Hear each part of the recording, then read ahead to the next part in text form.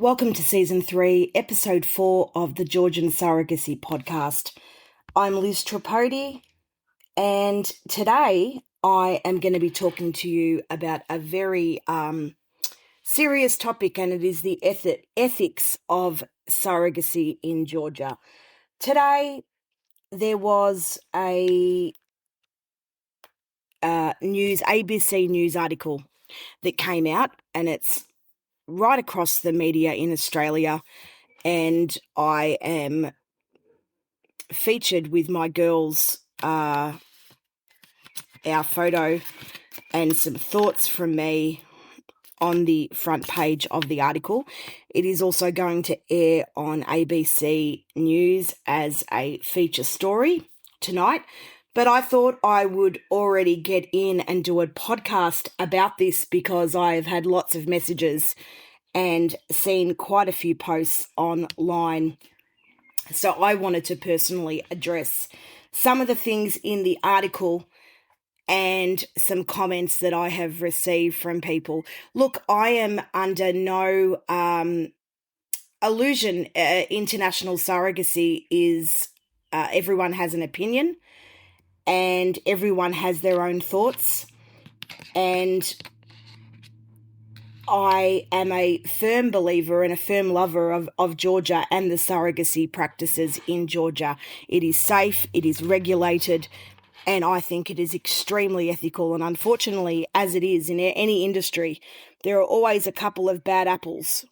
And the media always want to portray those bad apples and make everything seem a lot more worse than it is. But I am someone who has actually lived the experience and someone who continues to live the experience. Not only as someone who is a parent through surrogacy in Georgia, but someone who's lived in Georgia for a significant period of time, someone who has gone through more obstacles than a lot of other people trying to have a family. And anyone that knows me personally knows how passionate and how, I don't know if opinionated is the right word, but I am always going to speak up and support surrogacy in Georgia because I truly believe that it is one of the greatest countries in the world where you can access safe and ethical and reputable medical services to try and have a family. So let me get into the article to start with. So the headline is, Georgia's surrogacy clinics attract hundreds of Australians, but ethical questions remain. So I was contacted by the journalist from the ABC a few weeks ago. I had only just left Georgia, and we had chatted, and they sent a crew out to see me. And let me read you some of the article. 5 years ago, Liz Tripodi nervously touched down in Georgia on Russia's doorstep to meet her newborn twins. At the time, she knew no one else who had been there to have a baby. Now at least 400 Australian families have followed, turning the small Eastern European country into an unexpected hub for commercial surrogacy. For my husband and I, it was a 13-year journey with infertility, Ms. Tripodi said. We literally tried every treatment possible and spent hundreds of thousands of dollars. The girls are the light of our lives. We wish we had gone to Georgia and done it sooner. Georgia is one of the few countries in the world where it is legal to pay someone to carry your child, and its baby business is booming. The country, which has a population roughly the size of Brisbane, is struggling to keep up with the demand for commercial surrogacy. Ukraine used to be a hub for the industry, but Russia's invasion has seen surrogates and intended parents moved to Georgia. At the moment, we have around 250 surrogate mothers pregnant, and nearly half of our clients are Australian. Georgian surrogacy clinic owner Keti Gotsaridze told the ABC. The demand is very high, and there just aren't enough Georgian women, so surrogate mothers travel from all over the world. Many come from the Philippines, Kazakhstan, Uzbekistan, and other countries. But a series of unethical practices and claims of exploitation are threatening Georgia's reputation as its go-to destination for commercial surrogacy. While heterosexual couples must prove that they have struggled to have a child to access surrogacy, there are no limits on how many babies they can have if they can pay.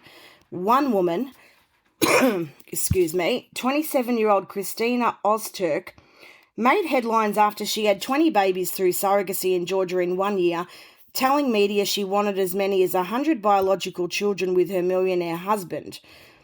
I remember this story. This story was friggin', I don't know, 10 years ago. I don't even know which clinic she went through. And I don't even think she was Georgian, from memory. A human egg trafficking ring involving more than 100 Thai women was uncovered last year in Georgia's capital, Tbilisi, and an agency owner was arrested this month for embezzling money meant for surrogates. One agency that had come from the Ukraine has now closed after allegations newborns were left in hospitals for months unclaimed because of paperwork delays. It was also accused of switching egg donors without consent and coercing one surrogate to get an abortion after the intended parents pulled out, meaning she did not get paid. This particular agency was absolutely disgusting and absolutely unethical, and it catered to one certain demographic of people. Unfortunately, as I said at the start of the podcast, one or two bad apples spoils it for everybody.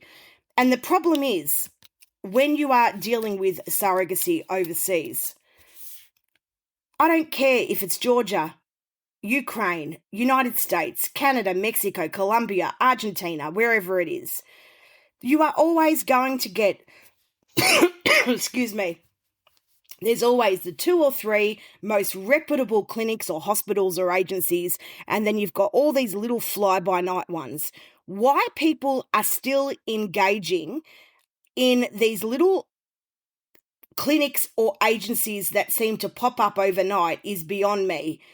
You want to do overseas surrogacy because you can't do it in your own country, do your research and pick and speak to the most reputable. Now, I can tell you who the most reputable and who are the most trusted in Georgia. And I can tell you right now, look, you're free to reach out to me. I mean, in previous podcasts, I've always made it very clear on who the top 2 or 3 are. They've been around for a long time. One of them, of course, is Chachava, who I mentioned in the article, who have been around for 153 years, the most ethical and reputable maternity hospital in Georgia with the safest practices. And there are a couple of others as well. If you are in online groups and you are speaking to people that have done journeys, don't bother going to a place that or an agency that's just started. Why would you do that? Why would you fork out so much money after you've already been through the ringer? Obviously, to get to the point of surrogacy, doesn't matter where it is, it takes absolute guts and absolute balls. You need to go with who is safe and who is tried and true and reputable. And not just by one person, not just by 2. They could be agency plants online. It needs to be, many people that you are getting reports from. Let me keep reading this article because I'm getting even more annoyed now. Sam Everingham is a director of Growing Families, a not-for-profit that supports people who are considering surrogacy. He said that Georgia's experience was not unique. This is an ongoing pattern we've seen where people rush to a country to engage for surrogacy, demand outstretches supply and the government cracks down. We've seen it in India, Argentina and Thailand, Mr. Everingham told the ABC. There's too much evidence of exploitations of surrogates by agencies who are just out there to make a buck, and we see a lot of intended parents who are really desperate to have a family, and they will turn a blind eye to what's going on behind the scenes. A United Nations report in July condemned international surrogacy as a system of exploitation and urged a global ban on all forms, describing it as a modern form of slavery. The country just hasn't been able to cope in terms of local surrogates, so agencies have been doing what the UN would call trafficking these surrogates into Georgia to carry babies for foreigners, Mr. Everingham said. It means the surrogates are coming from all kinds of places to carry, being moved away from their own families, and are very vulnerable. What a load of absolute crap. I'm sorry, but I'm someone who has been through an international surrogacy arrangement. Now, my surrogate was Georgian. However, I know many people currently who are either pregnant or have just had a birth with a foreign surrogate. The foreign surrogates are doing this. Number one, they actually want to see people create family. Two, they want to give their own family a better life. No one is forcing them to come to Georgia. No one is forcing them to sign an agreement. Apologies, my voice is a bit cracky today. And more importantly, all the foreign surrogates that I know personally, and patients that I know, have had and are having wonderful journeys with foreign surrogates. They are more relaxed. They are very well looked after. There is a surrogacy team that just look after the foreign surrogates. They are emotionally supported. They're financially supported. They are in very stable and nice accommodation. They have support from friends, whether that might be people that have already previously done a surrogacy journey, or whether it is, they may have been referred by a friend in the past. They have a choice. And I have to say, we get more people wanting to apply to be surrogates than what we accept onto our program. We are not, Chichava is not like other agencies or clinics. Chichava is number one in Georgia, and there is a reason for that, because they are so reputable, very respected by everybody in Georgia. You go and ask anyone, do you know Chichava? And every Georgian will say yes, because over 1 million babies have been born there. It is truly the place of where dreams come true. And I'm just flabbergasted that people could make these sort of comments without actually really knowing what's going on and not realizing how damaging that they can, what they can be saying, how that can be affecting members of the community. I'm going to keep going on with this article. For 33-year-old Raziel, a single mother of 3 from the Philippines, surrogacy offered a rare chance to change her family's future. She spoke to the ABC from her hospital bed in the capital of Tbilisi 2 days after giving birth to a baby named Daniel. After seeing a post about surrogacy on Facebook, she decided to do it and carried him for 9 months. She'll be paid US $20,000, but the agency takes more than half the overall cost it charges foreign parents. That is actually not true either. And I actually know Raziel personally, and she actually had signed up with another agency previously, whose name I won't mention, and was only going to be offered $5,000, which is an absolute joke and an absolute insult. And so I'm happy to say that, Chichava and a couple of the other agencies, their surrogates are paid very fair. You've got to remember the average wage in Georgia is $400 a month. My surrogate was able to pay for her housing 5 years in advance and also put her son through university. That is not something to sneeze at. Under Georgian law, I keep going, surrogates can be paid to give birth up to 4 times. There are no jobs at home, the salary is low, it's not enough for 3 children. She was not allowed to hold Daniel after giving birth to prevent a bond forming between the pair. That is absolute crap as well, because I know for a fact, because I know Daniel's parents. And she has had more than enough cuddles. they have an extremely close bond. I've seen the photos. I've met Raziel. She is lovely. She has a beautiful bond with the new parents who are so grateful and so thankful to her and are going to be visiting her and, want to keep in touch with her for the rest of his life. She insisted it was worth the physical and emotional toll on her body. When I gave birth, I was feeling mixed emotions because I carried him for so long. I want to hold him, but it's best for the parents. Again, not true. The intended mother, who is now a mother, was with Raziel throughout the entire labour, which was, 16 hours or whatever it was. So loved, so supportive. She was with her every day for a month leading up to Daniel's birth. Lunch, dinner, breakfast, outings, hospital appointments. They've got a beautiful, beautiful bond. 1 in 5 Georgians live in poverty, and for some, surrogacy offers a way out, paying women like 24-year-old Salome 3 times the country's average yearly wage. The single mother told the ABC she would use the money to raise her own son. For now, I can't work. I have a child of 4 years and we are at home. Unfortunately, it's quite difficult to earn this amount of money in Georgia. Surrogacy is not an easy decision to make. It's a big responsibility to carry someone else's child, and a lot of people look at it in a negative way. But why? I decided to help a childless couple, and this also supports me financially. Bravo, Salome. I don't know you, but that's very lovely of you to say.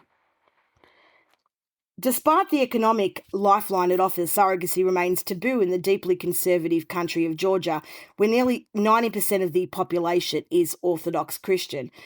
It's not taboo in Georgia. Everyone knows that Georgia is a place to go for medical tourism, and Georgians love seeing people have families. It is the most family-orientated country. And you couldn't meet warmer people. Sorry, I'm getting very angry now. You couldn't meet warmer people that want to see you create a family.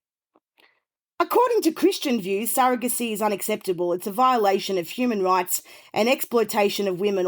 Orthodox priest Archimandrite Adam Vantang Akalazide said, "The purpose of having a child should not merely be for a person's own sake. Taking the baby from the mother it is biologically attached to for sure brings psychological changes." I'm sorry, but, of course he's an Orthodox priest. He's going to say that, isn't he? But Dr. Gotsaridze said her clinic provided a lot of support to its surrogates throughout the entire journey. Their rights are front and centre. We consider their decisions, their wishes, their desires, so they are not exploited, and they have made their own decision to do this, she said. Absolutely. Miss Tripodi, who had her twins at Dr. Gotsaridze's clinic and later started a podcast about surrogacy in Georgia, said the care of the surrogate she used was of utmost importance to her. We will never forget what she put herself through to bring our girls safely into the world. Another key reason Australians go to Georgia is that the intended parents are listed directly on the birth certificate and the surrogate's name does not appear at all. In other countries, a surrogate is listed as the birth mother first. Experts in the industry are pushing for law changes in Australia to allow couples to access commercial surrogacy at home. Only altruistic surrogacy is legal in Australia, meaning a woman is not allowed to be paid for carrying a baby. Australia's infertility rates continue to rise and more women are delaying having children. Mr. Everingham said that meant there was a huge need for surrogacy. It's a very unstable landscape for surrogacy globally. I'm concerned the industry could collapse in Georgia in the next few years. I don't think countries like Georgia have the capacity to do this on an ethical scale. Absolute crap. It's already being done on an ethical scale. Surrogacy can be done well, so it's a real call for the Australian government to make sure we fix up our laws and implement a model where surrogates can be compensated for their time and effort in carrying a child. You can't rely on people doing this altruistically. As the future of the industry in Georgia hangs in the balance, Raziel told the ABC she was already planning her second surrogacy before she returned home to her family in the Philippines. So, let me address some more points that I would like to make. Um, uh, Look, I don't even know where to start because you know what? It's not that I'm upset about this. Um, I am upset because as some of you might have heard my podcast, I'm very, very passionate about this. I would love for, or would have loved to have been able to do a surrogacy journey here in Australia. I think we have got one of the best medical systems in the world, and I think it's a great country. Um, and the Australian government whinges about intended parents going overseas, and they do nothing to make it easier to do surrogacy here at home. And that to me is a real problem. And that's why we are pushing for law reform in this country so that, we don't have to go overseas. You cannot imagine, I see this daily, but you cannot imagine what it's like for people to have to leave their country, to go to a country they don't know anything about, to bring their child into this world, whether that's shipping embryos. Sorry. Whether that's shipping embryos and all the hassle that you go through to do that, along with if you have to go into a donor program. Going through surrogacy overseas is not easy. And for those of us that have to do it, there is a reason why.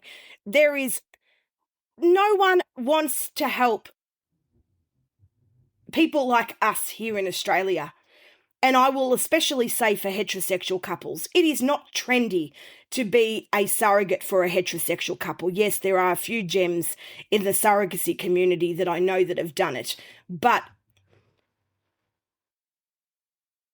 it's just not feasible. It just doesn't happen. And I know myself and everybody else that has tried to do a surrogacy journey here in Australia who is a heterosexual couple, and I'm not discounting my friends in the LGBTQI community at all, because of course many of them also go overseas to do surrogacy journeys, but I'm specifically talking now about Georgia, where you must be a heterosexual couple to engage in overseas surrogacy.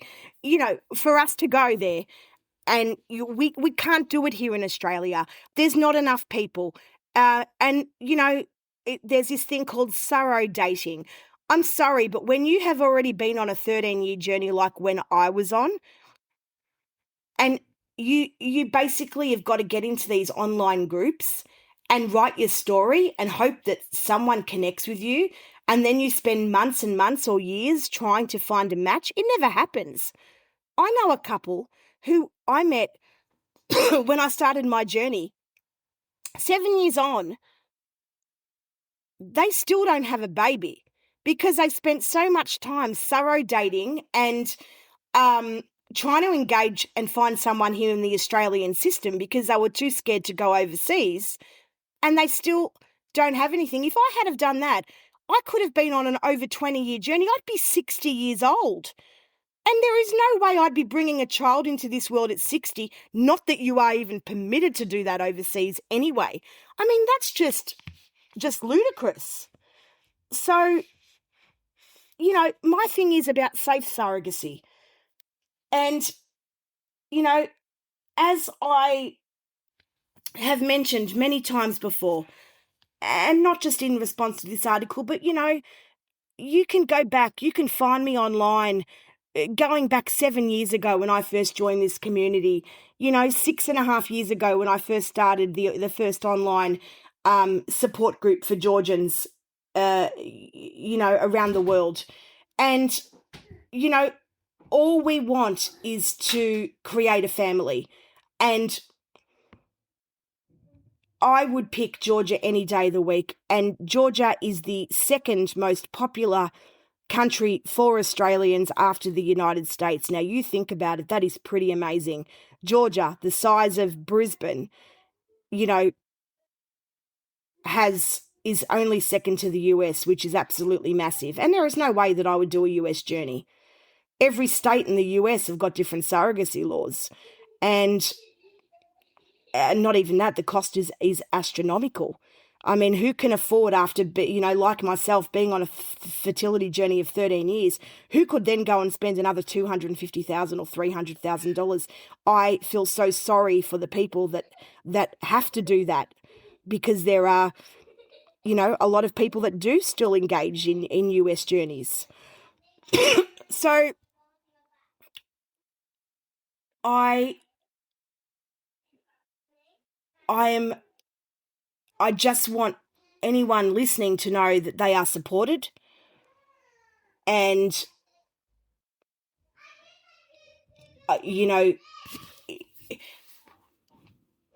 please choose wisely if you are looking on in a surrogacy journey in Georgia.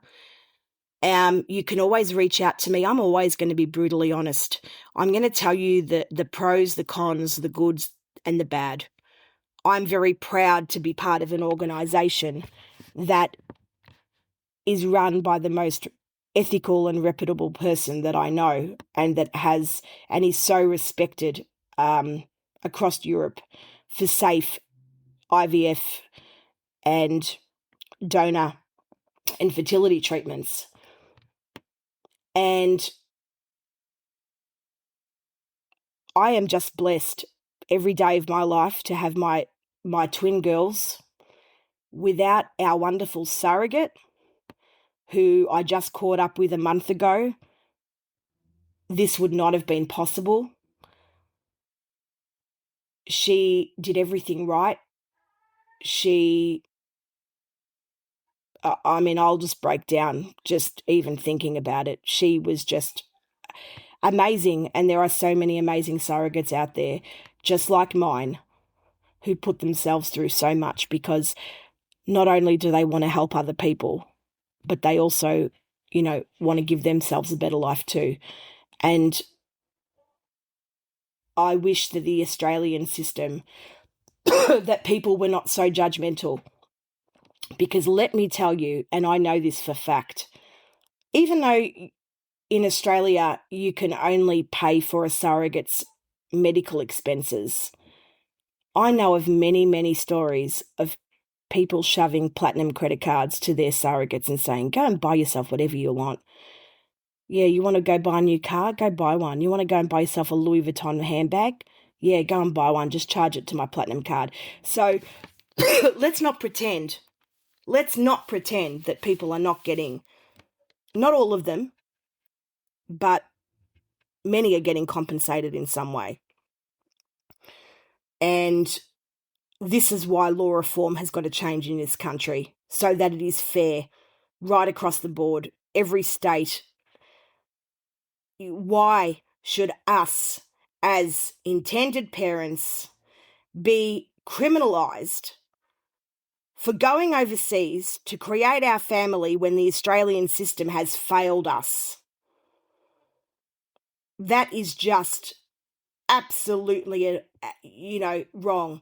And there are organisations out there that are profiting off what we are doing and think that they are the be-all and end-all of life, and not thinking about what really matters. So that's my spiel for today. Feel free to get in touch, and I will catch you on the next podcast.